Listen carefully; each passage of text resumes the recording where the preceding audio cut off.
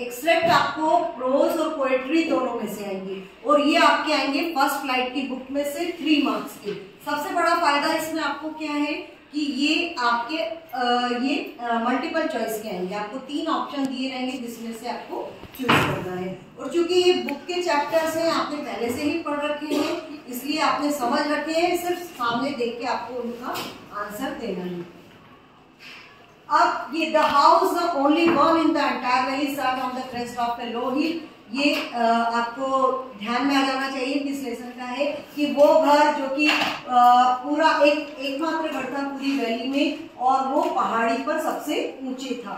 From this height one could see the river and the field of icon dotted with the flower। और वहां से क्या देखा जा सकता था कि इस हाइट से कोई भी नदी और जितनी भी फसल वगैरह है उन सबको देखा जा सकता था, क्योंकि ये इतनी ऊंचाई पे था, है ना। कोई भी चीज अपन ऊंचाई पे जाके और सब देख सकते हैं, तो ये उतना ऊंचा था। The flowers that always promised a good harvest। और क्या चीजें देखी जा सकती थी, जो फसल थी जिसमें कि फ्लावर्स भी लगे हुए थे और जिसमें अच्छी फसल होती थी, वो भी वहां से देखी जा सकती थी। The only thing that the earth needed was a downpour or at least a shower। तो केवल एक ही चीज थी जो अर्थ को जरूरत थी, और वो थी डाउनपोर, यानी बारिश या बौछार, या शावर चाहिए था, बौछार या फिर पानी की बूंदें। Throughout the morning, Lencho, who knew his field intimately, had done nothing else but see the sky towards the northeast। पूरा सवेरे से ये जो व्यक्ति है, क्या नाम है इसका, लेंचो, जो अपने खेत को बहुत अच्छे से जानता था, इसीलिए उसको पता था कि सिर्फ बारिश की जरूरत है। उसने और क्या करा, कुछ भी नहीं किया, बल्कि पूरे दिन आसमान की तरफ उत्तर पूर्व दिशा में देखता रहा। अब आपके पास में क्वेश्चन है, from which lesson has this exercise been taken. कहां से लिया गया है, letter to God, a letter to God, ये करेक्ट आंसर है। फिर इसके बाद है, where was Lencho's house situated. Lencho का घर कहाँ था, आपको नहीं समझ में आया तो आप ये देख लीजिए, ऑन द क्रेस्ट ऑफ ए लो हिल। क्या कहाँ आएगा, कौन सा ऑप्शन आएगा, एबीसी में से सी, ऑन द क्रेस्ट, क्योंकि ये लिखा था ऑन द क्रेस्ट। और इस पैसेज में से which word is similar to the word closely. Closely का क्या आएगा, क्लोजली नहीं, ये आएगा, क्या आएगा, इंटीमेटली। इंटीमेटली मतलब कि वो अपनी फसल को बहुत अच्छे से बारीकी से जानता था, ये लिखा है ना, ये इंटीमेटली। ठीक है, क्या आ जाएगा, इंटीमेटली। हो गए पहले का आंसर, सेकेंड का, तीसरे का, वेरी गुड। सेकेंड एक्सट्रैक्ट हम देखते हैं, 10th में डॉन ब्राइट एंड क्लियर। अब 10 मई की बात हो रही है। 10 मई की जो सुबह थी बिल्कुल क्लियर थी। From the past few days I had been pleasantly visited by dignitaries and world leaders who were coming to pay their respect before the inauguration। और कुछ दिनों से, यहाँ जो लेखक है वो ये कह रहे हैं, कुछ दिनों से वो तैयारी कर रहे थे उन वर्ल्ड लीडर्स के वेलकम की जो इनॉग्रेशन के पहले इनॉग्रेशन में आना चाह रहे थे। The inauguration would be the largest gathering ever of international leader of South African soil। और आखिर ये भी कहना चाहते हैं कि ये जो इनॉग्रेशन का कार्यक्रम है, ये शायद साउथ अफ्रीका की मिट्टी पर पहली बार इतनी बड़ी गैदरिंग हो रही थी।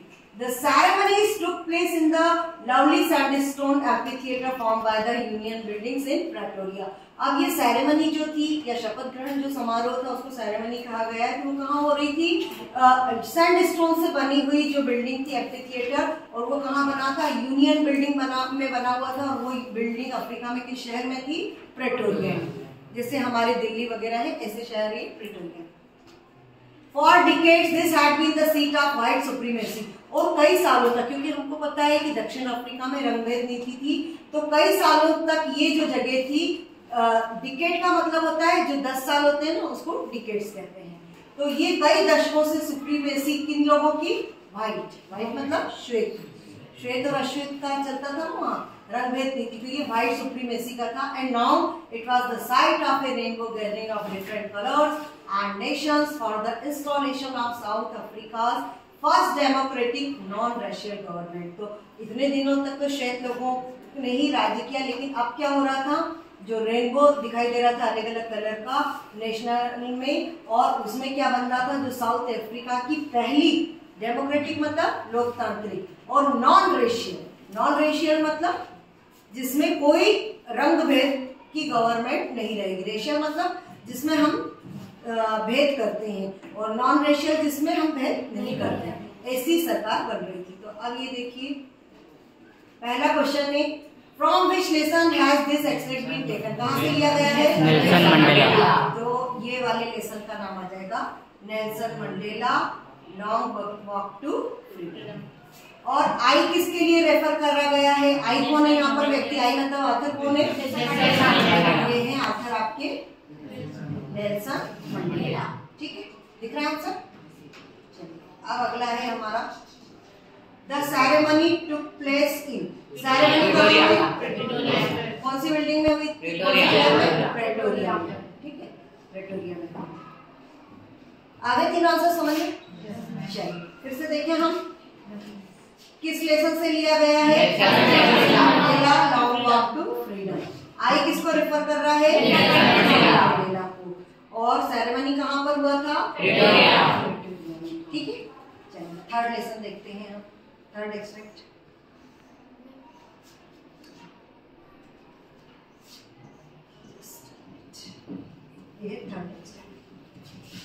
I knew that the oppressor must be liberated just as surely as the oppressed।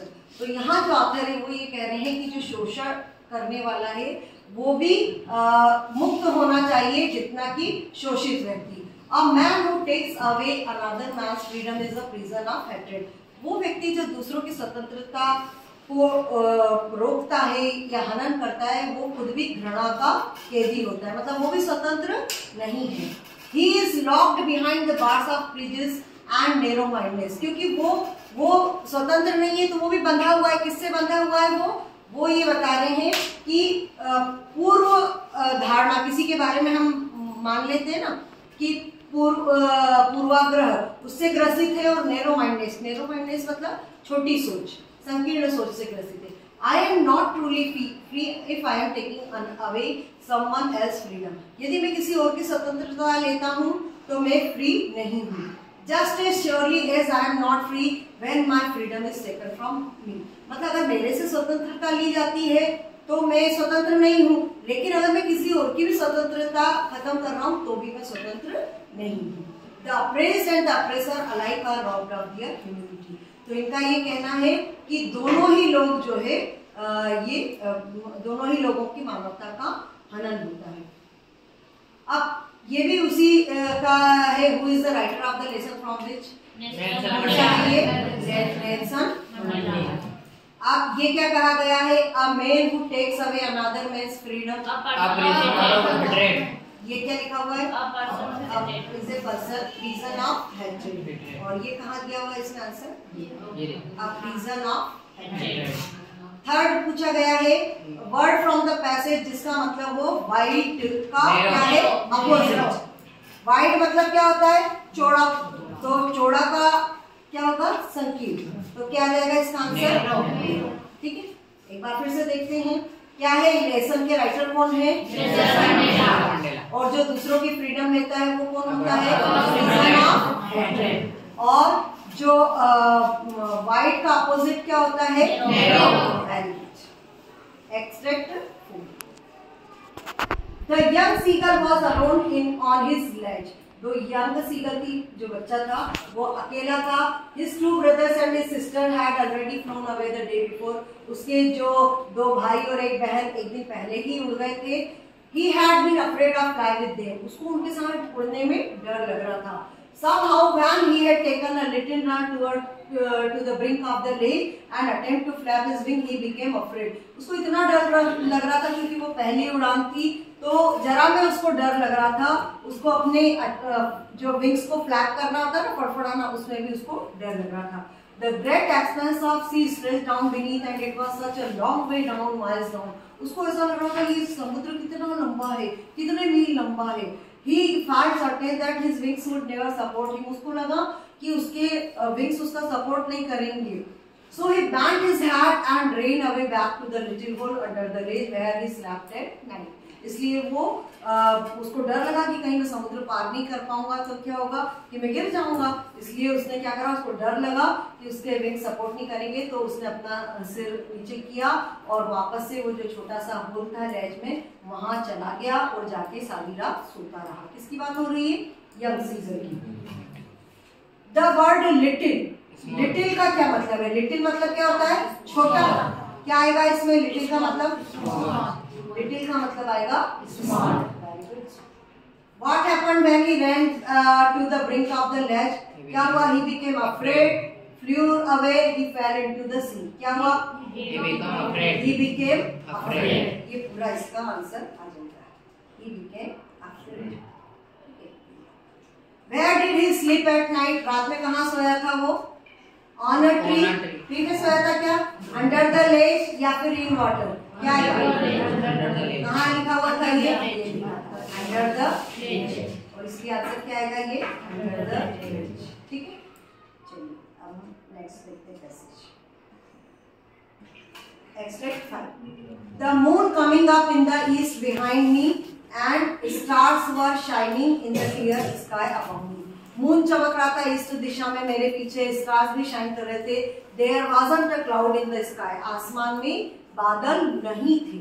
I was happy to be alone high up above the sleeping countryside। और मैं बहुत खुश था। I was flying my old Dakota aeroplane। और मैं अपना Dakota aeroplane उड़ा रहा था। और कहाँ पर उड़ा रहा था? France back to England. France से इंग्लैंड की तरफ। I was dreaming of my holiday and looking forward to being with my family। मैं अपना हॉलीडे एंजॉय करने के बारे में सोच रहा था और अपनी फैमिली के साथ रहने के बारे में सोच रहा था। I looked at my watch at 1:30 in the morning। मैंने अपनी घड़ी को देखा, कितना बजा था? 1:30। I should call Paris control soon। I thought, मैंने सोचा कि अब पेरिस कंट्रोल को कॉल करना चाहिए। As I looked down past the nose of my aeroplane, I saw the lights of a big city in front of me। जब मैंने देखा एरोप्लेन की तरफ तो मैंने क्या देखा कि lights of a big city in front of me. मेरे सामने जो है शहर की बहुत सारी लाइटें दिखने लगी। How was the weather when the pilot started? क्या लिखा हुआ था? There wasn't a cloud in the sky. मतलब कैसा था? क्लाउडी था, क्लियर था या फॉगी? क्लाउडी नहीं था। There was not a cloud. Not a cloud मतलब कैसा था? कैसा था? क्लियर था। ये आंसर आएगा इसका, क्लियर। ठीक है, चलिए। The pilot was returning from, कहां से कहां जा रहा है? ये लिखा हुआ है फ्रांस बैक टू इंग्लैंड। ये वाली लाइन, ठीक है। तो कौन सा आएगा ये? France to England. थर्ड है from which lesson has this extract been? क्योंकि हिज फर्स्ट फ्लाइट में सीगल के बारे में है और ये कौन सा है? The black aeroplane. ठीक है, चलिए अब हम देखते हैं 6th extract. Paper has more patience than people. जो ऑथर है वो कह रहे हैं कि लोगों से ज्यादा जो धैर्य है वो कागज में होता है। I thought of this saying on one of those days when I was feeling a little depressed and was sitting at home with my chin in my hands, bored and restless, wondering whether to stay in or go out। ये author कह रहे हैं कि ये सब कहावत मुझे कब याद आई। ये इनका कथन नहीं है, इसको ये कथन कब याद आया कि पेपर में ज्यादा पेशेंस होता है। जब मैं उन दिनों की बात कर रही हूँ जब मैं थोड़ा सा निराश थी, घर पर बैठी हुई थी और कैसे कि चिन यानी ये ठोड़ी मेरे हाथ में थी और मैं बोर हो रही थी, कोई काम नहीं था और मैं सोच रही थी कि मैं अंदर रहूं या बाहर जाऊं। I finally stayed where I was brooding. अब मैं जहां थी मैं वहीं पर रही। Yes, paper does have more passions, and since I am not trying to let anyone else read this black notebook, gradually referred to as a diary, unless I should ever find a real friend, it probably won't make a bit of difference। तो ये यहाँ क्या कह रहे हैं कि हाँ, paper को ज्यादा पेशेंस होता है और चूंकि मैं ये प्लानिंग नहीं कर रही थी कि कोई और मेरी जो है ये नोटबुक को पढ़े, जिसको कि हम क्या कहते हैं, एक ब्लैक कलर की नोटबुक को क्या करनी है? डायरी। है ना? जब तक कि हमको कोई रियल फ्रेंड नहीं मिले तो ये जो है मेरे लिए ज्यादा मायने रखता था। अब ये किस लेसन से लिया गया है? From the diary of any friend. कौन सा? From the diary of any friend. From the diary of any friend किया जाएगा।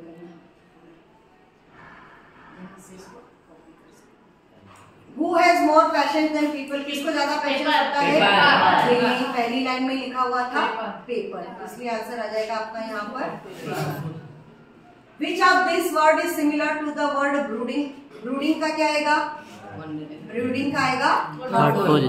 ठीक है, क्योंकि वो सोच रही थी कि क्या करेंगे। यहाँ पर लिखा हुआ है ना, I finally stayed where I was brooding, मैं वहीं रही जहाँ पर मैं सोच रही थी। ठीक है, तो इसका आंसर आ जाएगा थॉटफुल। एक बार फिर से किस लेसन से लिया है? इसमें पेशेंस ज्यादा होता है पेपर, और ब्रूडिंग का मतलब क्या आ जाएगा? थॉटफुल। Very good. 10 पैसेज है, 6 पैसेज हो गया हमारा। अगली साइड,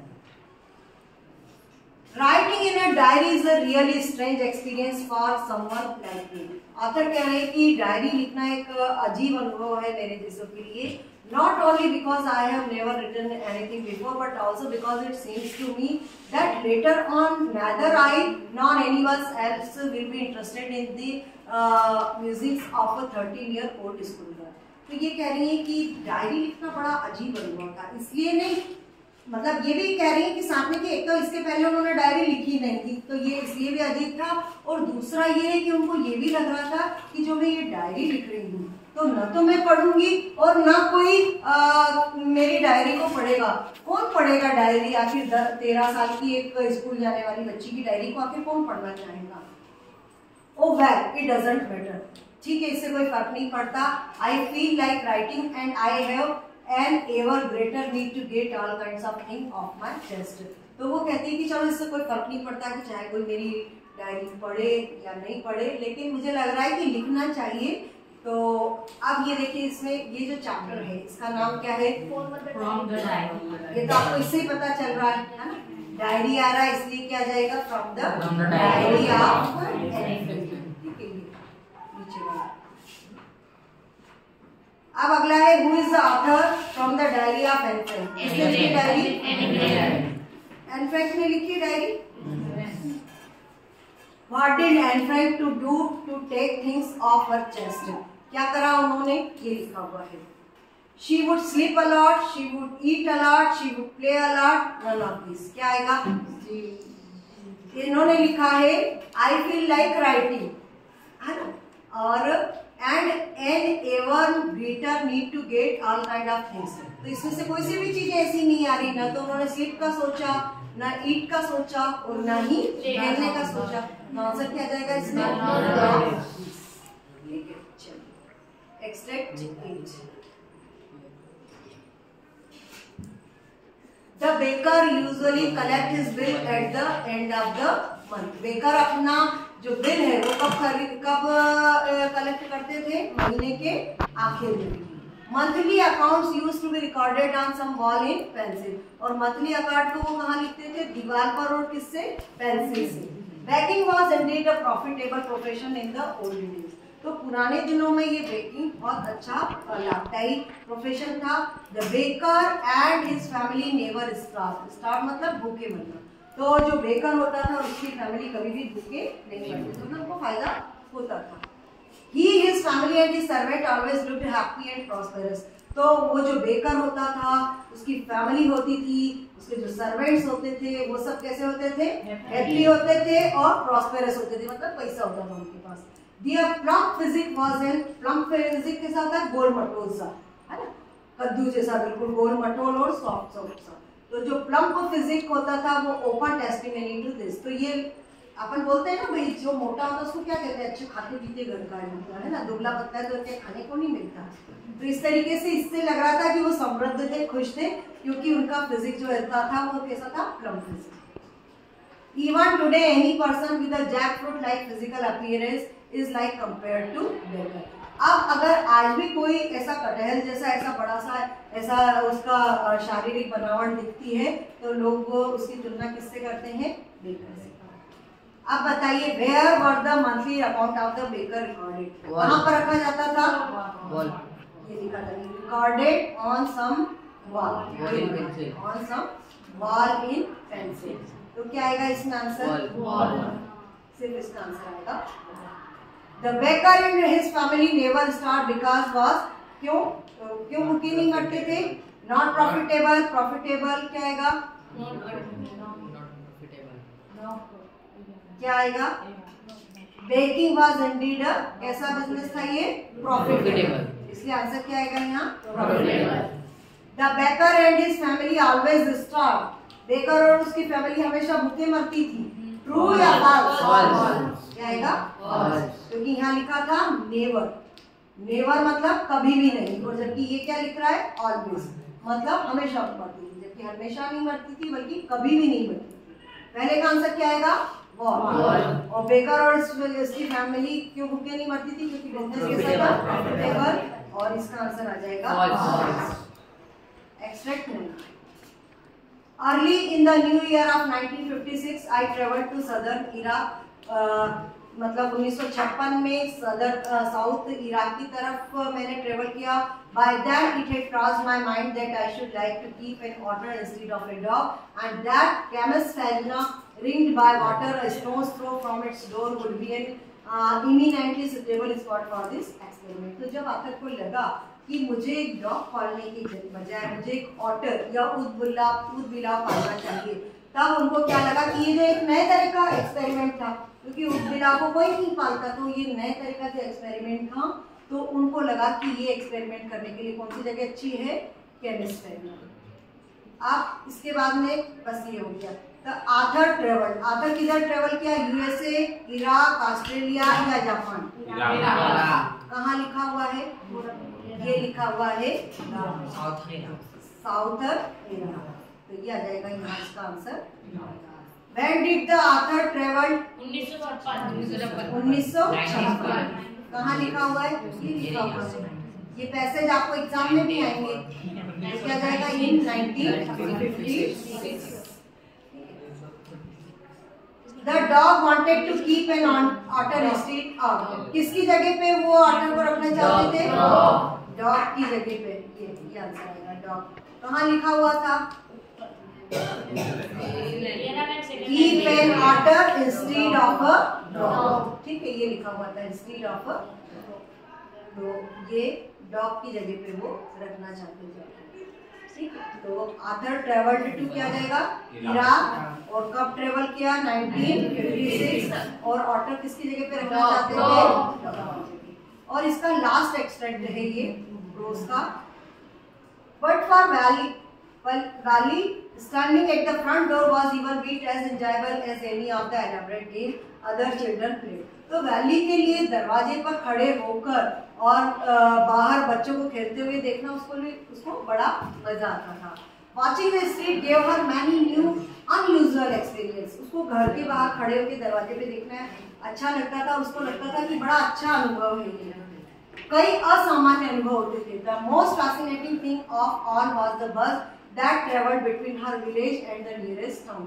तो सबसे ज्यादा जो आकर्षित करने वाली चीज थी वो थी उसके गांव और उसके गांव से उसके पास का जो कस्बा था वहां जाने वाली बस में ट्रेवल करना। It passed through her street each hour. अब वो जो बस थी वो उसके घर के सामने से की जो सड़क थी उससे हर घंटे में जाती थी। Once going to the town and once coming back. एक बार जाती थी और एक बार आती थी। The sight of the bus filled each time with a new set of passenger. और हर बार जब उसमें पैसेंजर होते थे वो बदल जाते थे, नया सेट होता था, नए नए पैसेंजर होते थे। Was a source of unending joy for Valli. और ये उसको बहुत ही मजेदार बात लगती थी। अब what was Valli's favorite pastime? सबसे बढ़िया pastime standing at the front door, ठीक है, क्योंकि ये लिखा है एंजॉयमेंट, तो इसलिए क्या जाएगा? Standing at the front door.